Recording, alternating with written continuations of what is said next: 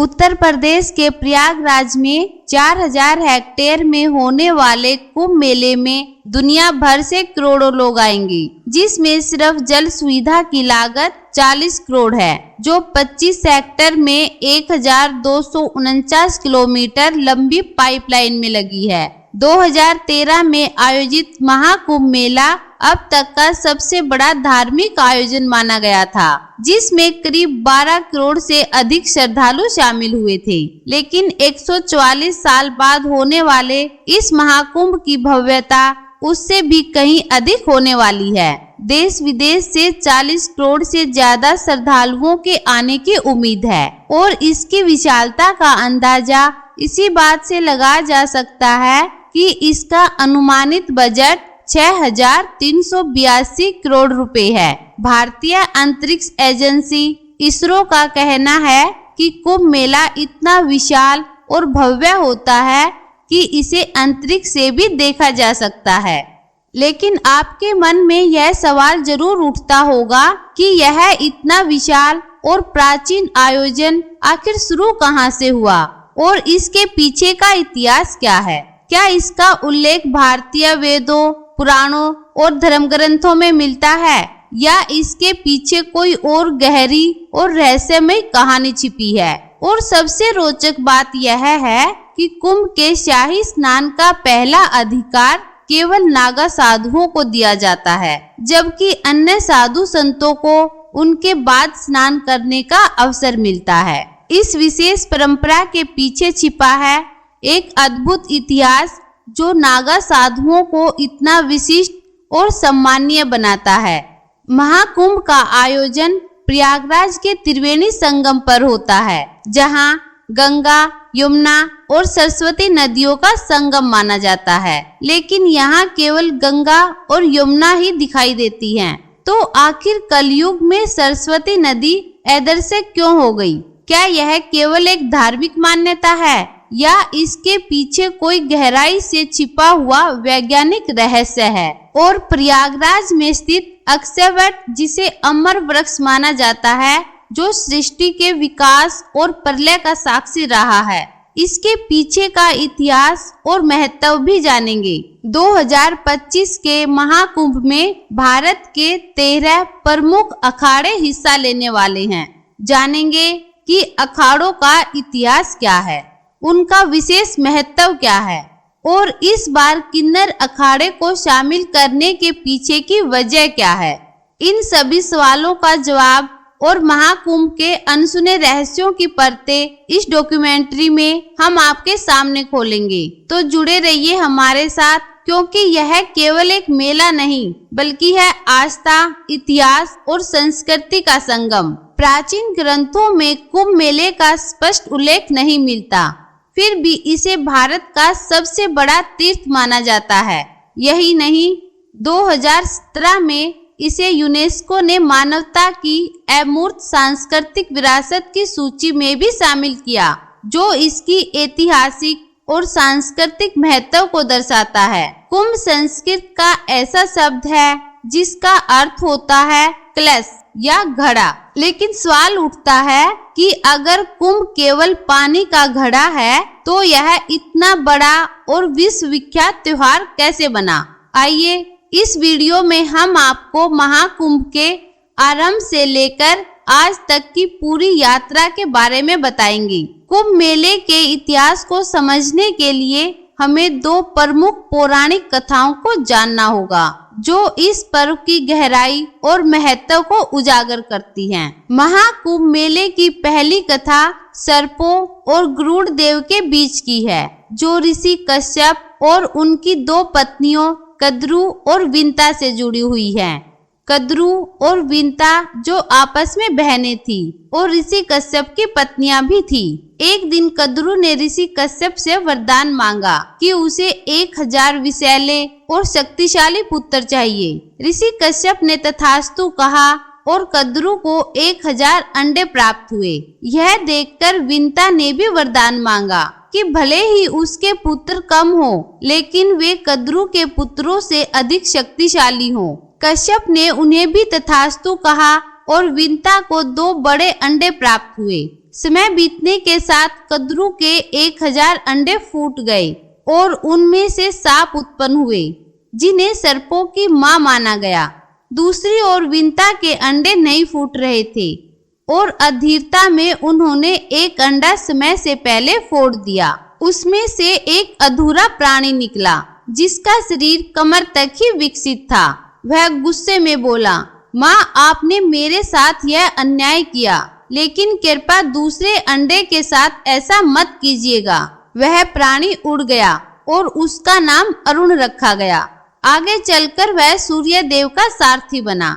एक दिन कद्रू और विंता ने सूर्य देव के सफेद घोड़े को देखकर शर्त लगाई। विंता ने कहा कि यह घोड़ा पूरी तरह सफेद है, जबकि कद्रू ने कहा कि उसकी पूंछ काली है। यह शर्त प्रतिष्ठा पर आ गई और तय हुआ कि जो भी हार जाएगा उसे दासी बनना पड़ेगा। कद्रू ने अपने नागपुत्रों से कहा कि वे सूक्ष्म रूप धारण कर घोड़े की पूंछ से चिपक जाएं, ताकि वह काली दिखाई दे। नागों ने ऐसा ही किया और कद्रू शर्त जीत गई। विंता को हार मानकर दासी बनना पड़ा। कुछ समय बाद विंता के दूसरे अंडे से एक शक्तिशाली प्राणी निकला, जिसका चेहरा गरुड़ पक्षी जैसा था और शरीर मनुष्य जैसा। उसका नाम गरुड़ रखा गया। जब गरुड़ ने देखा कि उसकी माँ विंता कद्रू और उनके 1000 सर्पों की दासी बन चुकी है, तो उसने अपनी माँ को मुक्त कराने का संकल्प लिया। गरुड़ ने सर्पों से विंता को मुक्त करने का उपाय पूछा। सर्पों ने कहा, अगर तुम बैकुंठ से अमृत कलश लाकर हमें दे दो तो हम तुम्हारी माँ को मुक्त कर देंगे। गरुड़ ने यह शर्त मान ली। बैकुंठ धाम पहुंचकर गरुड़ ने अमृत कलश प्राप्त किया। देवताओं ने उन्हें रोकने की कोशिश की, लेकिन गरुड़ अपनी अद्वितीय शक्ति के बल पर सफल रहे। विष्णु जी ने गरुड़ को रोका और उनसे पूछा, तुम इस कलश को क्यों ले जा रहे हो, जबकि इसे खुद ग्रहण नहीं कर रहे? गरुड़ ने अपनी माँ को मुक्त कराने की व्यथा सुनाई। विष्णु जी ने गरुड़ से कहा, अगर मैं तुम्हें यह कलश ले जाने दूं, तो तुम हमेशा के लिए मेरे वाहन बनोगे। गरुड़ ने इस शर्त को स्वीकार कर लिया। गरुड़ ने अमृत कलश सर्पों के पास पहुंचाया, लेकिन विष्णु जी ने अपनी मायावी शक्ति से अमृत कलश को वहां से गायब कर दिया। गरुड़ ने अपनी माँ को दासत्व से मुक्त कराया। इस यात्रा के दौरान गरुड़ पर इंद्र ने कई बार हमला किया, लेकिन वे असफल रहे। अमृत कलश से अमृत की कुछ बूंदें हरिद्वार, प्रयागराज, उज्जैन और नासिक पर गिरी। यही कारण है कि इन 4 पवित्र स्थलों पर कुंभ मेले का आयोजन होता है। लेकिन आगे बढ़ने से पहले इस वीडियो को एक लाइक करके चैनल को सब्सक्राइब जरूर कर लीजिए, क्योंकि यह आपके लिए 1 सेकंड का काम है, लेकिन इससे हमारी काफी मदद होती है। महाकुंभ से जुड़ी सबसे लोकप्रिय कथा है समुद्र मंथन की, जिसे देवताओं और असुरों के बीच हुआ एक महान प्रयास माना जाता है। विष्णु पुराण के अनुसार एक बार दुर्वासा ऋषि ने एक दिव्य माला बनाई और इसे देवराज इंद्र को भेंट किया, लेकिन इंद्र अपने अहंकार में डूबे हुए उस माला को अपने ऐरावत हाथी के मस्तक पर रख दिया। ऐरावत ने वह माला जमीन पर गिरा दी और अपने पैरों से कुचल डाला। महर्षि दुर्वासा ने इसे अपना अपमान समझा और क्रोधित होकर इंद्र को शाप दे दिया कि उनका वैभव नष्ट हो जाएगा और सभी देवता अपनी शक्तियां खो देंगे। इस शाप के बाद देवता कमजोर हो गए और असुरों से पराजित हो गए। अपने वैभव और शक्तियों को पुनः प्राप्त करने के लिए ब्रह्मा जी ने देवताओं को सुझाव दिया कि वे असुरों के साथ मिलकर समुद्र मंथन करें। इस मंथन से अमृत निकलेगा, जिसे ग्रहण कर वे अमर हो जाएंगे। यह बात जब देवताओं ने असुरों के राजा बलि को बताई, तो वे भी समुद्र मंथन के लिए तैयार हो गए। वासुकी नाग की नेति बनाई गई और मंदराचल पर्वत की सहायता से समुद्र मंथन सावन के महीने में ही किया गया। अमृत का कुंभ यानी कलश मिलते ही असुरों और देवों में युद्ध हो गया। वामन पुराण के अनुसार आचार्य बृहस्पति ने इंद्र के पुत्र जयंत को संकेत दिया कि वह अमृत कुंभ लेकर भाग जाए। दैत्यों ने उसका पीछा 12 दिन तक किया, जो कि 12 वर्षों के बराबर था। युद्ध के समय अमृत कुंभ से त्रिलोक के 12 स्थानों पर अमृत की बूंदें गिरी। इनमें से 8 स्थान देवलोक में और 4 स्थान पृथ्वीलोक पर स्थित हैं। हरिद्वार, प्रयागराज, उज्जैन और नासिक, यही वह पवित्र स्थान है जहां अमृत की बूंदों के कारण कुंभ मेले का आयोजन शुरू हुआ। लेकिन कहानी का सबसे अहम हिस्सा अभी बाकी है, जिसे जानना आपके लिए बेहद जरूरी है। श्रीमद् भागवत पुराण के सागर 6 प्रसंग में कुंभ विवरण के अनुसार सागर से 14 रत्न निकले थे, जिनमें सबसे पहले हलाहल या कालकूट विष निकला। इस विष की ज्वाला इतनी तीव्र थी कि सभी देवता और दानव इससे जलने लगे थे। तब भगवान शिव ने देवता, दानव और समस्त सृष्टि की रक्षा के लिए इसे खुद पी लिया। विष की तीव्र जलन के कारण शिवजी का कंठ नीला पड़ गया, इसलिए शिवजी का एक नाम नीलकंठ पड़ा। विष की ज्वाला को कम करने के लिए सभी देवताओं और दानवों ने शिवजी को शीतल जल चढ़ाया। इसके बाद उनके शरीर का ताप और जलन कम हुआ।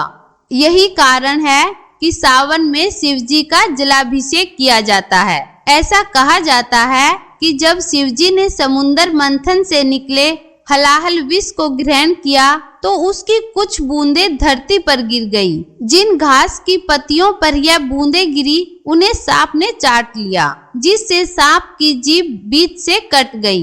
वही कुछ विष की बूंदों को बिच्छुओं और अन्य विषैले जीवों ने भी ग्रहण कर लिया। इसी कारण यह जीव जहरीले हो गए। इसके बाद कामधेनु, कल्पवृक्ष, कौस्तुभमणि, उत्सर्वा अश्व, ऐरावत गज, रंभा अप्सरा, सुरा, लक्ष्मी, चंद्रमा, सारंग धनुष, भगवान धन्वंतरी, 5 जन्य शंख और अमृत कुंभ निकला, जिसे विष मोहिनी बने भगवान विष्णु ने देवताओं को पिला दिया। इसकी बूंदें हरिद्वार की गंगा नदी, प्रयागराज के त्रिवेणी संगम, गंगा, यमुना और सरस्वती, उज्जैन की शिप्रा नदी और नासिक की गोदावरी नदी में गिरी। जहां अमृत की बूंदें गिरी वहां कुंभ मेले का आयोजन शुरू हुआ। प्रयागराज में जहां महाकुंभ का आयोजन होता है वहां गंगा और यमुना का संगम तो साफ देखा जा सकता है, लेकिन सरस्वती नदी दिखाई नहीं देती। फिर भी इसे त्रिवेणी संगम कहा जाता है। अब सवाल यह उठता है कि सरस्वती नदी अदृश्य क्यों हो गई? इसके पीछे की वजह जानने के लिए हमें इतिहास और पौराणिक कथाओं में झांकना होगा। महाभारत के शैलव पर्व में सरस्वती नाम से 7 नदियों का उल्लेख मिलता है। श्रीमद् भागवत पुराण में सरस्वती नदी के प्रवाह और उसके स्थानांतरण की एक रोचक कथा का वर्णन है। पुराणों के अनुसार प्राचीन काल में सरस्वती नदी सवर्ण भूमि में बहा करती थी। कालांतर में इस भूमि का नाम सवर्ण राष्ट्र हो गया और धीरे धीरे यह सौराष्ट्र कहलाने लगा। उस समय सौराष्ट्र का क्षेत्र प्राचीन मारवाड़ तक फैला हुआ था और सरस्वती नदी इसी भूमि से प्रवाहित होती थी। यहाँ नित्य सरस्वती की पूजा और अर्चना होती थी। लेकिन समय के साथ इस प्रदेश के लोग यवनों के संपर्क में आ गए और उनके आचार विचार को अपनाने लगे। इससे दुखी होकर सरस्वती ने ब्रह्मा जी से अनुमति मांगी और मारवाड़ एवं सौराष्ट्र छोड़कर प्रयाग में आकर वास करने लगी। कहा जाता है कि सरस्वती के यहाँ से चले जाने के बाद यह समृद्ध भूमि धीरे धीरे मरुस्थल में बदल गई और यही मरुस्थल आज राजस्थान के नाम से जाना जाता है। हाल ही में जैसलमेर जिले के मोहनगढ़ में बोरवेल की खुदाई के दौरान अचानक पानी का सैलाब बाहर निकल आया। पानी का प्रेशर इतना ज्यादा था कि लोग इसे देखकर अचंभित रह गए। अब इस घटना को लेकर चर्चा तेज हो गई है। लोग पूछ रहे हैं कि क्या यह प्राचीन सरस्वती नदी का पानी है, क्योंकि इतिहास के अनुसार सरस्वती नदी जो लुप्त हो गई थी उसका रूट यहीं से होकर गुजरा था। आपको क्या लगता है, क्या यह सरस्वती नदी का प्रवाह हो सकता है? कमेंट में अपनी राय जरूर दें। ऋग्वेद में सरस्वती नदी को अन्यवती और उदयवती के रूप में वर्णित किया गया है। इसे समृद्धि और जल की देवी के रूप में पूजा जाता था। ऋग्वेद में बताया गया है कि सरस्वती नदी यमुना के पूर्व और सतलुज के पश्चिम में प्रवाहित होती थी। महाभारत में इस नदी को कई नामों से जाना गया है, जैसे प्लक्सवती, वेदसमर्ती और वेदवती। टांडा और जैमिनीय ब्राह्मण के अनुसार सरस्वती नदी मरुस्थल में सूख गई थी। महाभारत के विवरणों में इसका विनाशन नामक स्थान पर विलुप्त होने का वर्णन है। यही वह नदी थी जिसके किनारे ब्रह्मावर्त और कुरुक्षेत्र जैसे प्राचीन स्थल बसे हुए थे। महाभारत में यह भी उल्लेख मिलता है कि बलराम ने द्वारका से मथुरा तक की यात्रा सरस्वती नदी के माध्यम से की थी। इसके अलावा यादवों के पार्थिव अवशेषों को इसी नदी में प्रवाहित किया गया था। इन विवरणों से यह स्पष्ट होता है कि सरस्वती एक विशाल और महत्वपूर्ण नदी थी, जो न केवल धार्मिक और सांस्कृतिक महत्व रखती थी, बल्कि यातायात और परिवहन के लिए भी उपयोगी थी। वैदिक काल में एक और नदी का उल्लेख मिलता है जिसे दृष्टिवती कहा जाता था। यह सरस्वती नदी की सहायक नदी थी और हरियाणा से होकर बहती थी। समय के साथ जब भीषण भूकंप आए और हरियाणा तथा राजस्थान की धरती के नीचे से पहाड़ ऊपर उठे तो नदियों का बहाव बदल गया।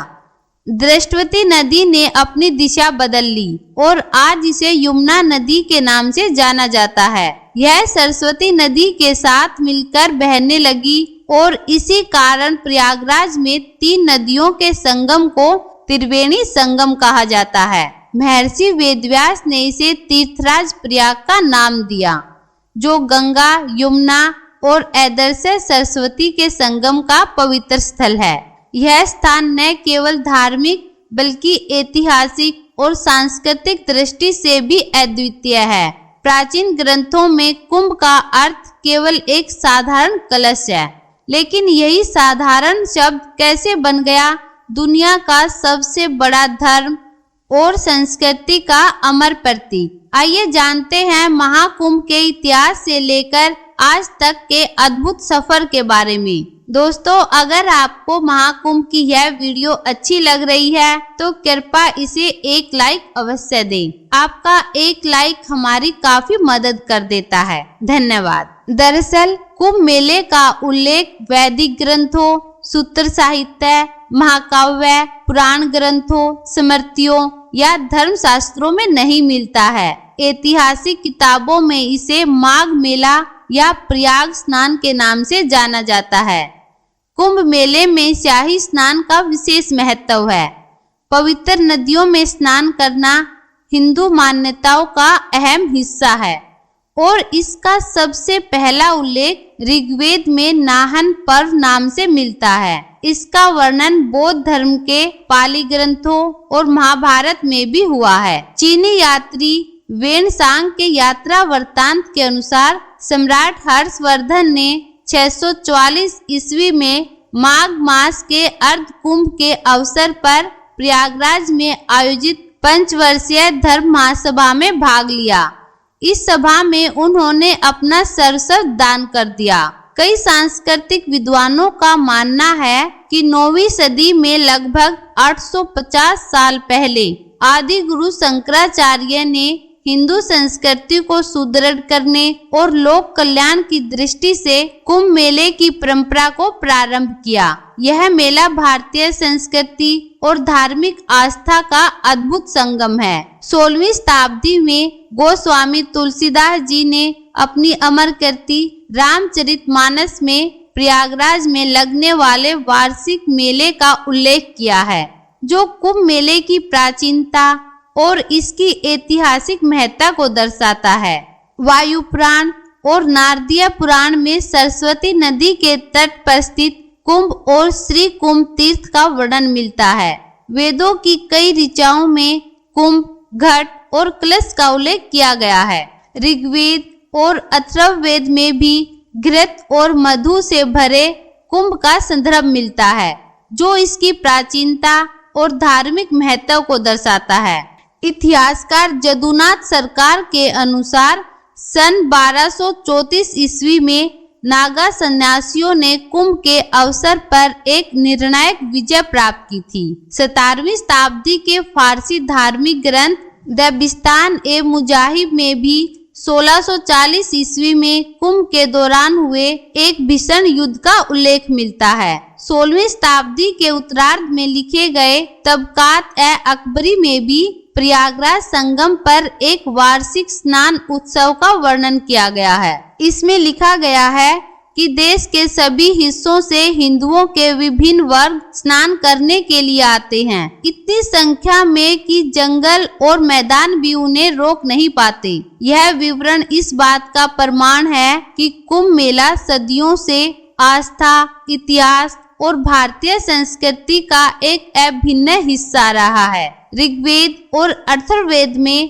कुंभ का उल्लेख कई संदर्भों में मिलता है। कुंभ का अर्थ केवल पानी का घड़ा है, न कि एक त्योहार। उदाहरण के लिए अथर्ववेद में चतुरः कुंभास्तुर्धा ददामि और पूर्णः कुंभोदकालः आहिस्तस्तम जैसे वाक्यांश विशेष यज्ञों और ईश्वरीय समय की व्याख्या करते हैं।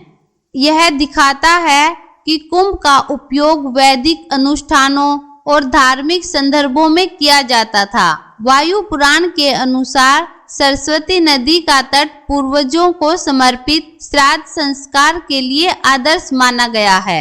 वही नारदीय पुराण में इसे श्री कुंभ नामक स्थान बताया गया है, जहां स्नान करने से यज्ञ के समान पुण्य की प्राप्ति होती है।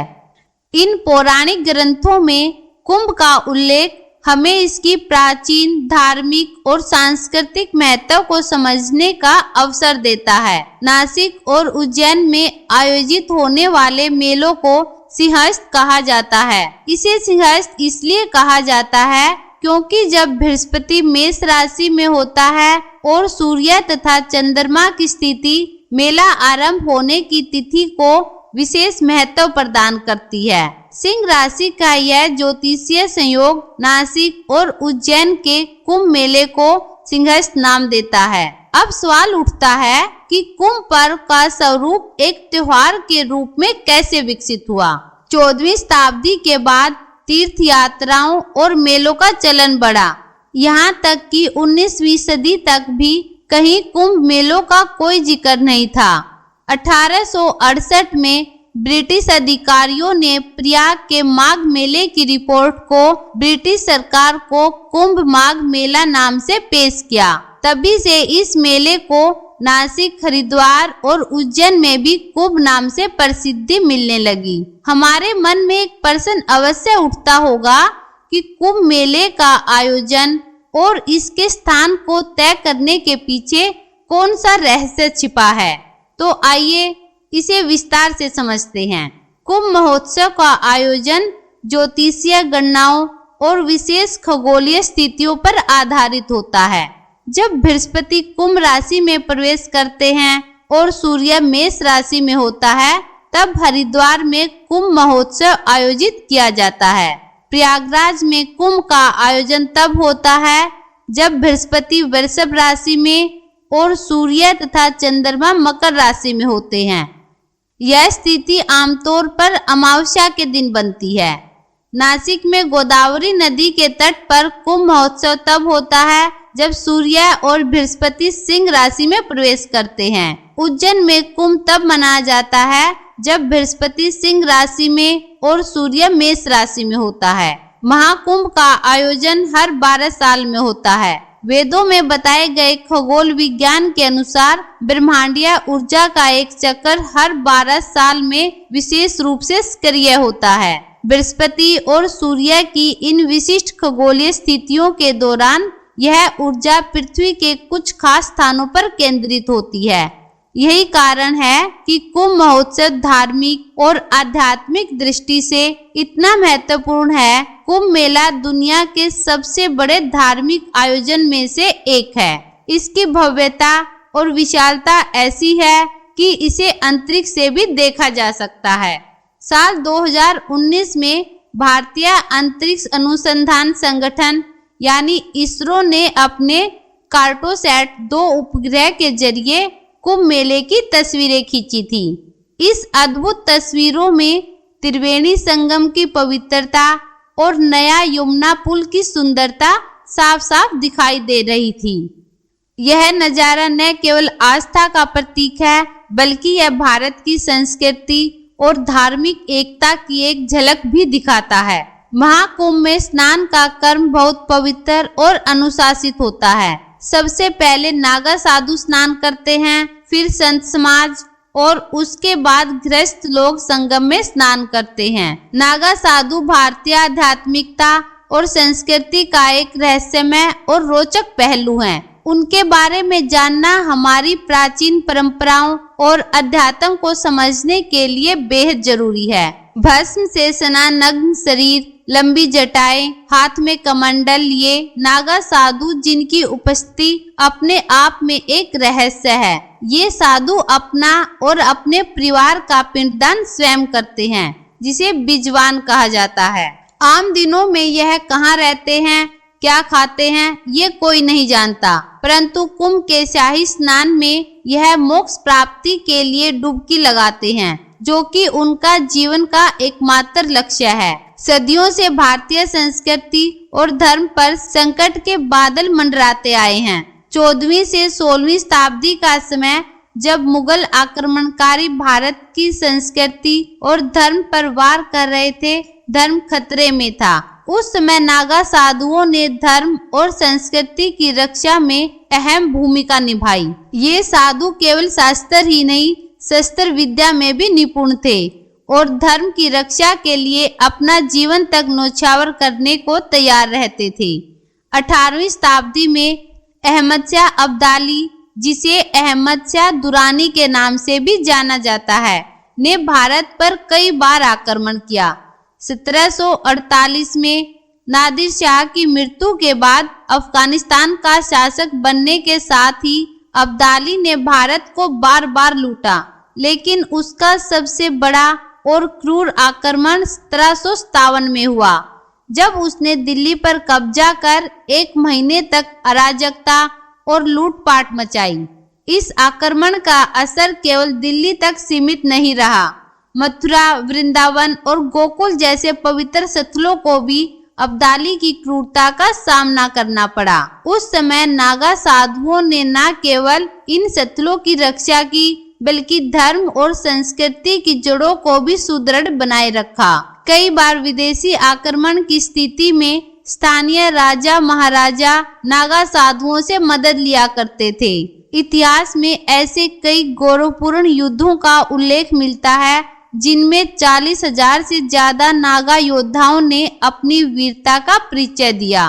अहमद शाह अब्दाली द्वारा मथुरा और वृंदावन पर आक्रमण के बाद जब गोकुल को लूटने की कोशिश की गई, तब नागा साधुओं ने अपनी अदम्य शक्ति और साहस दिखाते हुए अब्दाली की सेना से युद्ध किया और गोकुल की रक्षा की।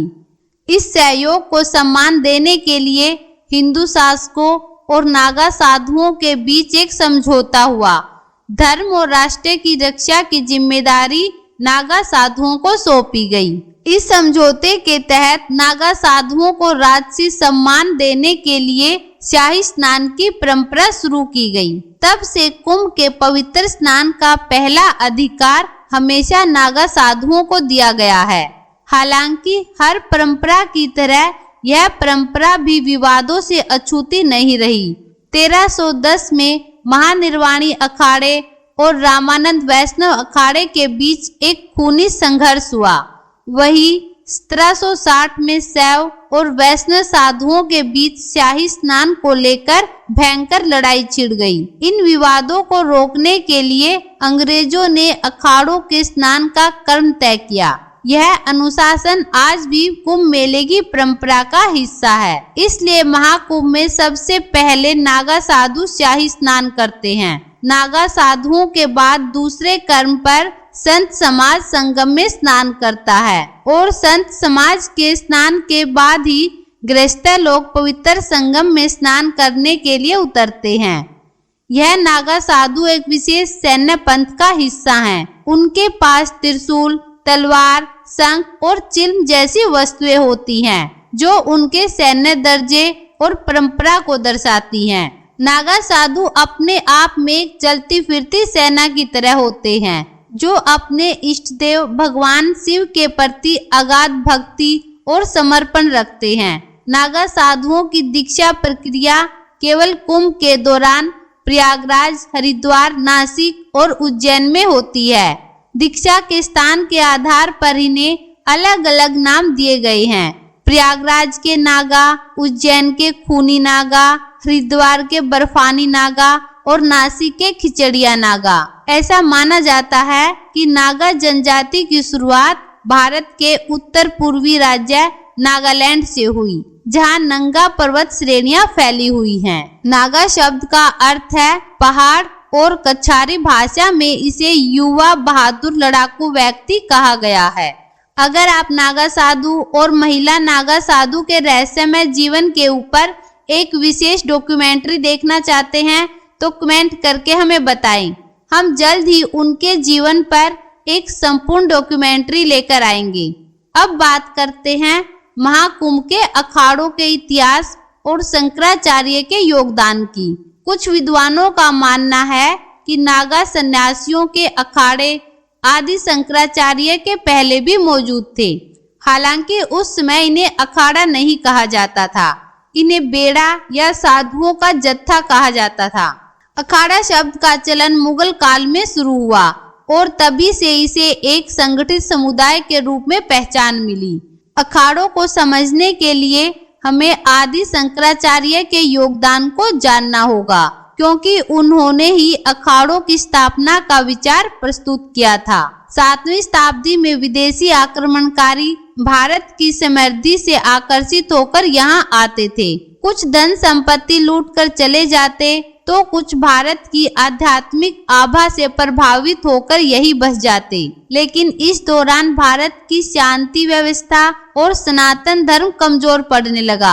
धर्म शास्त्रों और ईश्वर पर तर्क होने लगे और शास्त्रों को चुनौती दी जाने लगी। ऐसे समय में आदि गुरु शंकराचार्य ने धर्म को एक नई दिशा देने और भारत को एकता के सूत्र में बांधने का बीड़ा उठाया।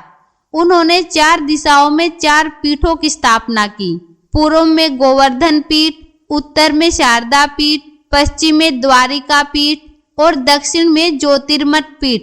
इन पीठों ने भारत की आध्यात्मिक और सांस्कृतिक धारा को जीवित रखने का कार्य किया। शंकराचार्य ने समझाया कि भौगोलिक दूरी चाहे कितनी भी हो, सनातन धर्म की नींव एक ही है। बहुत कम उम्र में ही उन्होंने वेद, उपनिषद और शास्त्रों का गहन अध्ययन कर लिया था। उनकी दृष्टि में सनातन धर्म केवल पूजा पाठ तक सीमित नहीं था, बल्कि यह जीवन जीने का एक मार्ग था।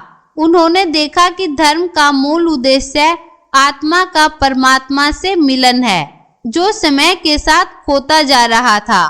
शंकराचार्य ने अद्वैत वेदांत का संदेश दिया। ब्रह्म सत्यम जगन मिथ्या जीवो ब्रह्मैव नापरः। इसका अर्थ है केवल ब्रह्म सत्य है, यह संसार माया है और जीवात्मा स्वयं ब्रह्म है। उनका उद्देश्य साधुओं के विभिन्न संघों को एकजुट करना, सनातन धर्म को मानने वालों को संगठित करना और एक साझा लक्ष्य के लिए प्रेरित करना था। इसी सोच के परिणाम स्वरूप अखाड़ों की परंपरा 14वीं से 16वीं सदी के बीच शुरू हुई।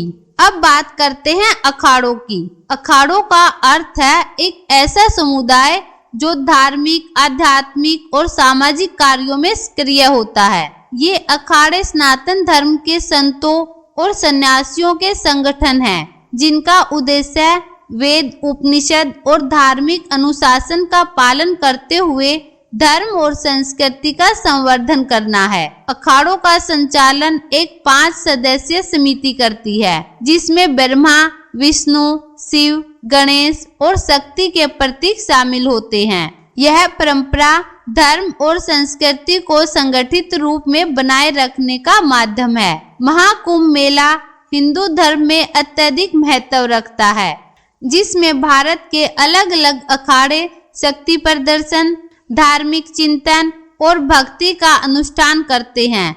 महाकुंभ में 13 प्रमुख अखाड़े होते हैं, जिन्हें मुख्य रूप से 3 श्रेणियों में बांटा गया है। पहला है शैव अखाड़ा, जो भगवान शिव की उपासना करने वाले सन्यासियों का समुदाय है। इनमें शामिल है जूना अखाड़ा, निरंजनी अखाड़ा, महानिर्वाणी अखाड़ा, अटल अखाड़ा, आनंद अखाड़ा, आह्वान अखाड़ा और अग्नि अखाड़ा।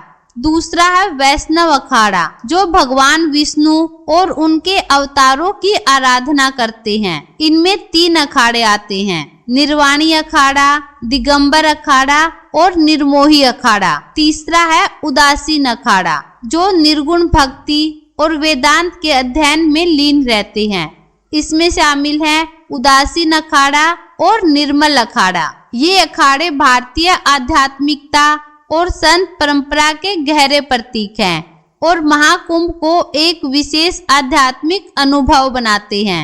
आज के समय में भारत का सबसे बड़ा अखाड़ा जूना अखाड़ा है, जिसके बाद निरंजनी और महानिर्वाणी अखाड़े का स्थान आता है। इन अखाड़ों की उपस्थिति कुंभ मेले में विशेष रूप से आकर्षण का केंद्र होती है। हर साल ये अखाड़े अपनी भव्य पेशवाई में भाग लेते हैं। इस जुलूस में आचार्य, महामंडलेश्वर और महंत रथों पर सवार होते हैं, जबकि नागा साधु अपने घोड़े पर चलते हुए शक्ति और परंपरा का प्रदर्शन करते हैं। पेशवाई का अर्थ होता है आश्रम से मेला क्षेत्र में अखाड़ों का प्रवेश, और यह कुंभ मेले के शुभारंभ का प्रतीक होता है। हालांकि इस बार कुंभ मेले में दोनों अनुष्ठान यथावत रहेंगे, लेकिन इनके नाम बदल दिए गए हैं। अब शाही स्नान को राजसी स्नान या कुंभ अमृत स्नान के नाम से जाना जाएगा और पेशवाई का नया नाम कुंभ मेला छावनी प्रवेश यात्रा रखा गया है। इन परिवर्तनों के साथ कुंभ मेले की परंपराएं अपनी आधुनिक पहचान और गरिमा को बनाए रखते हुए जारी रहेंगी। 2015 में पहली बार किन्नर समुदाय ने कुंभ में हिस्सा लिया और अब 2025 में लक्ष्मी नारायण अखाड़े के नेतृत्व में किन्नर समुदाय महाकुंभ का हिस्सा बनेगा। यह कदम महाकुंभ के आह्वान का प्रतीक है, समानता का संदेश जहां कोई भेदभाव नहीं होता। इस पहल का उद्देश्य उन किन्नरों को धर्म और समाज से जोड़ना है, जिन्हें अक्सर तिरस्कार भरी नजरों से देखा जाता है। महाकुंभ 2025 में अर्धनारीश्वर धाम के नाम से एक शिविर लगाया जाएगा, जो किन्नर समुदाय के लिए धार्मिक आस्था और सम्मान का केंद्र बनेगा। कुंभ के दौरान अखाड़ों की प्रमुख गतिविधि शाही स्नान होती है। ऐसा माना जाता है कि इस पवित्र स्नान से मनुष्य के सारे पाप धुल जाते हैं और उसे मोक्ष की प्राप्ति होती है। महाकुंभ 2025 एक ऐसा धार्मिक और आध्यात्मिक अनुभव होगा जिसे शब्दों में बयान करना मुश्किल है। इस आयोजन की शुरुआत 13 जनवरी को पौष पूर्णिमा से होगी। इसके बाद मकर संक्रांति, मौनी अमावस्या, बसंत पंचमी, माघी पूर्णिमा और महाशिवरात्रि जैसे पवित्र पर्व 45 दिनों के अंतराल में मनाए जाएंगे। इस महायज्ञ में करीब 40 करोड़ श्रद्धालुओं के शामिल होने की संभावना है। गंगा की पवित्र धाराओं के बीच गूंजते जयकारों की आवाजें, सोने चांदी से सजी चमचमाती पालकियां और आकाश में उठती धुएं की लकीरें, ऐसा अद्भुत दृश्य केवल महाकुंभ में देखने को मिलता है। सुबह के 4 बजे से ही गंगा की लहरें और ठंडी हवाएं मानो खुद देवताओं के स्वागत का इंतजार कर रही हों। शरीर पर भभूत, हाथों में पारंपरिक अस्त्र शस्त्र और आंखों में अनंत भक्ति का तेज लिए सबसे पहले नागा साधु घाट की ओर बढ़ते हैं और शाही स्नान का शुभारंभ करते हैं। उनके बाद ही अन्य श्रद्धालुओं को स्नान की अनुमति मिलती है। अब बात करते हैं अक्षय वट की, जिसे अमर वृक्ष भी कहा जाता है। पौराणिक कथाओं के अनुसार प्रयाग में स्नान के बाद जब तक अक्षय वट का पूजन एवं दर्शन नहीं किया जाता, तब तक पूर्ण लाभ नहीं मिलता। यह दिव्य वृक्ष प्रयागराज के मुगल सम्राट अकबर के किले के अंदर पातालपुरी मंदिर में स्थित है। और इसे सबसे प्राचीन मंदिरों में से एक माना जाता है। अक्षय वट का उल्लेख पुराणों में भी मिलता है। यह सृष्टि के विकास और प्रलय का साक्षी रहा है। इसके नाम से ही स्पष्ट है कि इसका कभी नाश नहीं होता। मान्यता है कि माता सीता ने इसे आशीर्वाद दिया था कि प्रलय के समय जब सब कुछ नष्ट हो जाएगा तब भी यह वृक्ष हरा भरा रहेगा। कहा जाता है कि बाल रूप में श्री कृष्ण इसी वट वृक्ष पर विराजमान हुए थे। बाल मुकुंद रूप में श्री हरि इस पवित्र वृक्ष के पत्ते पर शयन करते हैं। इसका उल्लेख कालिदास के रघुवंश और चीनी यात्री हुएन सांग के यात्रा विवरण में भी मिलता है। शालिग्राम श्रीवास्तव की पुस्तक प्रयाग प्रदीप में भी अक्षय वट का जिक्र है। हवेन सांग ने अपने विवरण में लिखा है कि प्रयागराज में एक देव मंदिर स्थित है जिसके आंगन में एक विशाल वट वृक्ष है जिसकी शाखाएं और पत्तियां दूर दूर तक फैली हुई हैं। पौराणिक और ऐतिहासिक प्रमाणों के अनुसार मोक्ष प्राप्ति के लिए श्रद्धालु इस वट की ऊंची डालों से कूद जाया करते थे, लेकिन मुगल शासकों ने इस परंपरा को खत्म कर दिया और आम तीर्थयात्रियों के लिए भी अक्षय वट के दर्शन पर प्रतिबंध लगा दिया। ऐसा भी कहा जाता है कि यहाँ ब्रह्मा जी द्वारा स्थापित शूलटंकेश्वर शिवलिंग भी है जिस पर अकबर की पत्नी जोधाबाई जलाभिषेक करती थी। यह भी मान्यता है कि अक्षय वट के नीचे से अदृश्य सरस्वती नदी बहती है। संगम स्नान के बाद अक्षय वट का दर्शन और पूजन करने से वंश वृद्धि से लेकर धन धान्य की संपूर्णता तक की मनोकामनाएं पूरी होती हैं। दोस्तों, अगर आपको महाकुंभ की यह डॉक्यूमेंट्री अच्छी लग रही है तो कृपया अपना अनुभव कमेंट में जरूर बताइए और हमारे चैनल को सब्सक्राइब करना न भूलें। महाकुंभ के गौरवशाली इतिहास में एक विशेष घटना 1954 में घटित हुई जब भारत के पहले राष्ट्रपति डॉक्टर राजेंद्र प्रसाद ने प्रयागराज में कुंभ मेले के दौरान कल्पवास किया। उनके लिए विशेष रूप से किले की छत पर एक कैंप स्थापित किया गया जिसे आज प्रेसिडेंट व्यू के नाम से जाना जाता है। तो आपके मन में सवाल जरूर उठता होगा कि कल्पवास क्या होता है और कुंभ मेले में इसका इतना महत्व क्यों है। आइए जानते हैं इसके बारे में। धार्मिक मान्यताओं के अनुसार जब सूर्य मकर राशि में प्रवेश करते हैं तो प्रयागराज में शुरू होने वाले कल्पवास में एक कल्प का पुण्य मिलता है।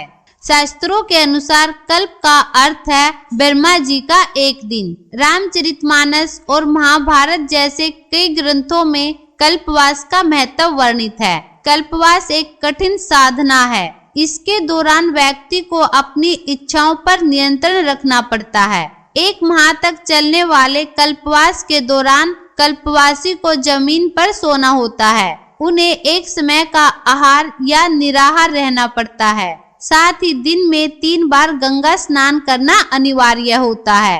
कल्पवास शुरू करने के बाद इसे 12 वर्षों तक जारी रखना होता है। इस दौरान साफ सुथरे पीले और सफेद कपड़े पहनने का विशेष महत्व है। कल्पवास के पहले दिन कल्पवासी अपने टेंट के पास जौ के बीज बोते हैं और एक तुलसी का पौधा लगाते हैं। महीने भर में जौ के छोटे छोटे पौधे उग जाते हैं जिन्हें जाते समय गंगा जी में प्रवाहित किया जाता है। साथ ही तुलसी के पौधे को रोज गंगा जल से सींचा जाता है। ऐसा माना जाता है कि कल्पवास करने वाला व्यक्ति अगले जन्म में राजा के रूप में जन्म लेता है और साथ ही मोक्ष का संकल्प लेकर कल्पवास करने वाले को मोक्ष की प्राप्ति होती है। महाकुंभ 2025 आस्था, परंपरा और भक्ति का यह महासंगम एक बार फिर इतिहास रचने वाला है। अब जानते हैं कुंभ कितने प्रकार के होते हैं और इसका आयोजन किस आधार पर किया जाता है। सबसे पहले आता है महाकुंभ मेला। समस्त कुंभ मेलों में सबसे श्रेष्ठ है महाकुंभ। इसकी सबसे बड़ी खासियत यह है कि यह मेला 2 शताब्दियों में केवल एक बार आयोजित होता है। महाकुंभ का आयोजन 144 वर्षों बाद प्रयागराज में किया जाता है। जब प्रयाग की पावन धरती पर 12 पूर्ण कुंभ पूरे हो जाते हैं तब त्रिवेणी के तट पर महाकुंभ का भव्य आयोजन होता है। दूसरा है पूर्ण कुंभ मेला। पूर्ण कुंभ मेला हर 12 साल में एक बार आयोजित होता है।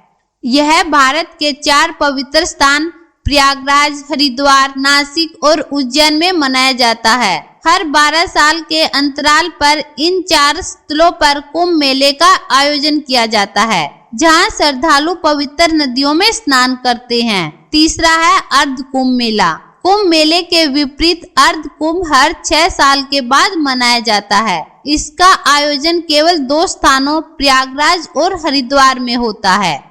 अर्ध का अर्थ होता है आधा, इसलिए इसे कुंभ मेले के बीच के आयोजन के रूप में देखा जाता है। और आखिरी है कुंभ मेला। कुंभ मेले का आयोजन भारत के 4 प्रमुख स्थलों पर होता है, हरिद्वार, नासिक, उज्जैन और प्रयागराज। इस दौरान श्रद्धालु गंगा, गोदावरी और शिप्रा नदियों में आस्था की डुबकी लगाते हैं। प्रयागराज में संगम में स्नान का विशेष महत्व होता है। तो यह था कुंभ के प्रकारों और उनके आयोजन का संपूर्ण विवरण। आपके मन में यह सवाल जरूर उठता होगा कि कुंभ पर अरबों रुपए खर्च करने पर आखिर सरकार को क्या मिलता है। आइए जानते हैं कि महाकुंभ 1882 से लेकर 2025 तक सरकार ने कितना बजट खर्च किया और इससे सरकार को कितनी आय हुई।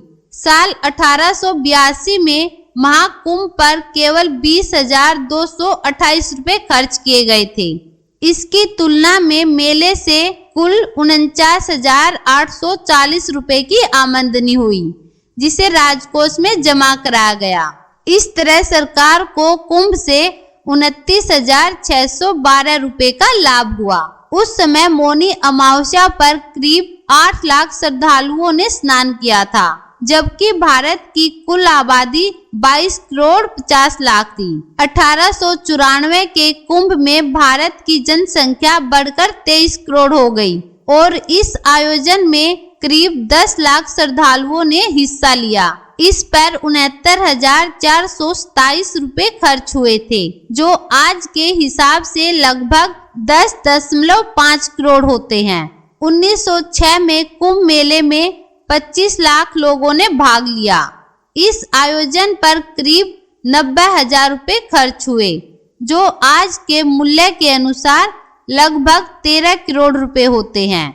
1918 के महाकुंभ में संगम में डुबकी लगाने वाले श्रद्धालुओं की संख्या और बढ़कर 30 लाख हो गई।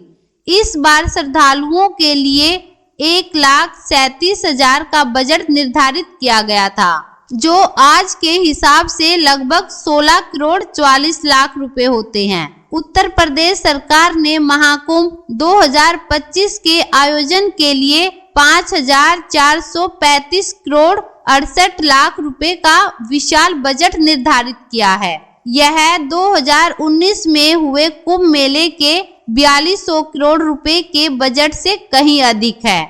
उत्तर प्रदेश सरकार के आर्थिक सलाहकार के.वी. राजू का दावा है कि महाकुंभ 2025 में करीब 45 करोड़ श्रद्धालुओं की अपेक्षित भीड़ के साथ इस आयोजन से कम 2 लाख करोड़ रुपए की रेवेन्यू जनरेट हो सकती है। महाकुंभ मेले में इस बार बड़ी संख्या में विदेशी नागरिक भी हिस्सा ले रहे हैं। राज्य सरकार के पर्यटन विभाग ने इन मेहमानों के ठहरने और उनकी सुविधा का विशेष ध्यान रखा है। इसके लिए कई टूरिज्म पैकेज तैयार किए गए हैं। इन आंकड़ों से यह साफ पता चलता है कि समय के साथ न केवल श्रद्धालुओं की संख्या में बढ़ोतरी हुई है, बल्कि आयोजन का बजट, आमदनी और व्यवस्थाओं का स्तर भी लगातार बढ़ता गया है। 13 जनवरी से शुरू होने वाला महाकुंभ 26 फरवरी तक यानी 45 दिनों के लिए रहेगा। इससे आप अंदाजा लगा सकते हैं कि यह विश्व स्तर का एक विशाल आयोजन है। अगर आपको हिंदुस्तान में रहने का सौभाग्य मिला है तो आपको इस महाकुंभ में एक बार जरूर जाना चाहिए। यहाँ आपको एक अलग ही दिव्य ऊर्जा महसूस होगी। इतनी ठंड और भीड़ में भी त्रिवेणी संगम पर शाही स्नान करने के लिए लोग संकोच नहीं करते। यहाँ की पॉजिटिव एनर्जी विदेश से आए लोगों ने भी महसूस की है, इसलिए वे बार बार महाकुंभ में आना चाहते हैं। अगर यह वीडियो देखकर आपको कुछ नया सीखने को मिला हो या हमारी वीडियो अच्छी लगी हो तो इसे जरूर लाइक करें और अपने दोस्तों और परिवार के साथ शेयर करें। और हाँ, चैनल को सब्सक्राइब करना मत भूलिएगा क्योंकि अगली वीडियो इससे भी खास है। मिलते हैं एक नई डॉक्यूमेंट्री के साथ, तब तक के लिए धन्यवाद। जय हिंद, जय भारत।